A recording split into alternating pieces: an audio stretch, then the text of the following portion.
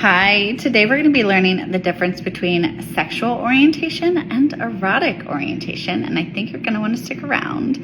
My name is Fran. I'm a sex counselor. I support men in getting more of what they want in the bedroom. We're going to be reading all about it from the book, Treating Out of Control Sexual Behaviors. Let's dive right in. The term erotic orientation is less familiar than sexual orientation and first appeared in the sexological literature in the middle of the last century. Whereas sexual orientation refers to one's capacity to be attracted to a particular gender profile, we view erotic orientation as an individual's pattern of sexually arousing content. I find this topic so interesting. The template includes the content of the individual's fantasy and the external stimuli that is sexually arousing. Research suggests that sexual orientation develops through processes separate from an individual's erotic orientation.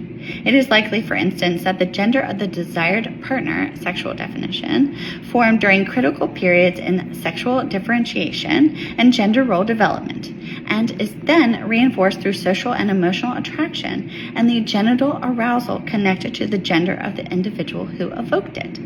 On the other hand, the content of sexual desires, erotic orientation, may be shaped and focused through a learning process in which early formative experiences with sexual arousal are ascribed sexual meaning. Researchers and theorists suggest that erotic development is a learning process between an individual's sensual and sexual systems and the context in which the individual feels the reward of sexual pleasure and excitement.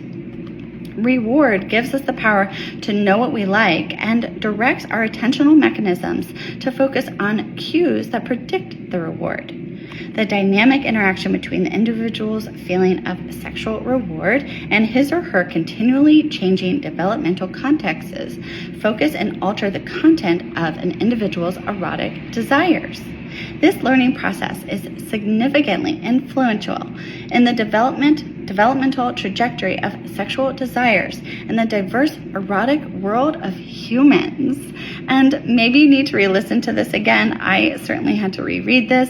I find this to be very helpful in understanding what it is I like sexually, and I really hope that it does this for you too. So please let me know what it is you're thinking about. If you would like to discuss it more, I offer one-on-one support.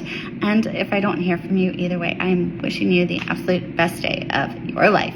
Bye.